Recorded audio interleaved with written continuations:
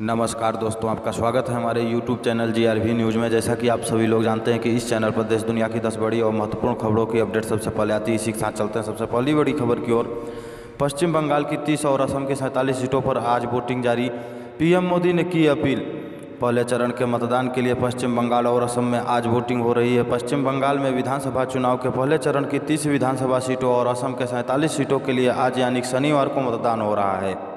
Voting सुबह 7 बजे से शुरू है और शाम 6:30 बजे तक जारी रहेगा। इस चरण में बंगाल में जहां 73 लाख से अधिक मतदाता 191 उम्मीदवार के भाग्य का फैसला करेंगे।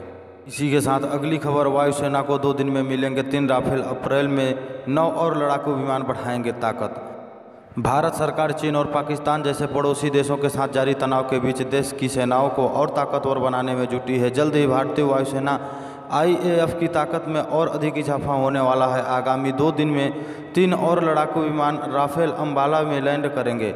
इसके बाद अप्रैल के मध्य तक 9 और राफेल लड़ाकू विमान फ्रांस से भारत पहुंचेंगे। फ्रांसीसी और भारतीय राजनयिकों की ओर से दी गई जानकारी के मुताबिक भारतीय वायुसेना की एक टीम 3 राफेल को अंबाला लाने के लिए पहले फ्रांस पहुँच चुकी है। उम्मीद है कि राफेल इन 2 दिनों में लड़ाकू विमानों की खेप 30 या 31 मार्च को भारत पहुँच आएगी। इसी के साथ अगली खबर, विदेशी मुद्रा भंडार हुआ मजबूत। 7 दिनों में बढ़ा 23.3 करोड़ डॉलर। देश विदेशी मुद्रा भंडारण 19 मार्च को समाप्त सप्ताह में 23.3 करोड़ डॉलर बढ़कर 582.271 अरब डॉलर हो गया। भारतीय रिजर्व बैंक यानी RBI ने जारी आंकड़ों में यह जानकारी दी। इससे पहले के सप्ताह में विदेशी मुद्रा भंडार 1.74 अरब डॉलर बढ़कर 582.04 अरब डॉलर हो गया था। इसी के साथ अगली खबर, कच्चे तेल का टूटा कोरोना का कहर। 15 दिनों में 15% फिसला ब्रेंट क्रूड। यूरोप में कोरोना वायरस के फिर से घर आते संकट की वजह से अंतर्राष्ट्रीय बाजार में कच्चे तेल की चाल सुस्त पड़ गई है। बीते सत्र में बेंचमार्क कच्चे तेल के दाम में 6.52% की गिरावट आई है। वहीं ब्रेंट क्रूड करीब 6 हफ्ते बाद $60 प्रति बैरल के करीब आ गया है और बीते 15 दिनों में कच्चे तेल का भाव 15% से ज़्यादा टूट गया है। कच्चे तेल के दाम में गिरावट आने से भारत में बीते 24 दिनों के बाद पेट्रोल और डीजल के दाम में कटौती की गई है। और जानकार बताते हैं कि दोनों वाहन ईंधनों के दाम में आगे और गिरावट मिल सकती है। इसी के साथ अगली खबर, CBSE 12वीं की परीक्षा फीस माफ़ करने की याचिका खारिज।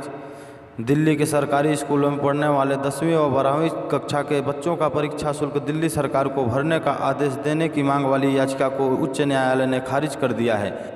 याचिका में कहा गया था कि केंद्रीय माध्यमिक शिक्षा बोर्ड CBSE ने परीक्षा फीस में बढ़ोतरी की है। ऐसे में सरकारी स्कूल में पढ़ने वाले कम आय वर्ग के बच्चे परीक्षा शुल्क भुगतान नहीं कर पाएंगे। मुख्य न्यायाधीश DN पटेल और न्यायमूर्ति जसमीत सिंह की पीठ में कहा है कि परीक्षा शुल्क पूरी तरह से आंशिक छूट प्राप्त करना कोई अधिकार नहीं है। पीठ ने कहा है कि सरकार को यह तय करना है कि हर एक साल के तथ्यों और परिस्थितियों के आधार पर और प्रशासन की अन्य प्राथमिकताओं को ध्यान में रखकर इसका भुगतान कर सकती हैं या नहीं। न्यायालय ने कहा कि इन बातों को ध्यान में रखते हुए दिल्ली सरकार को परीक्षा शुल्क को पूरी तरह से या आंशिक तौर पर माफ़ करने का निर्देश नहीं देती।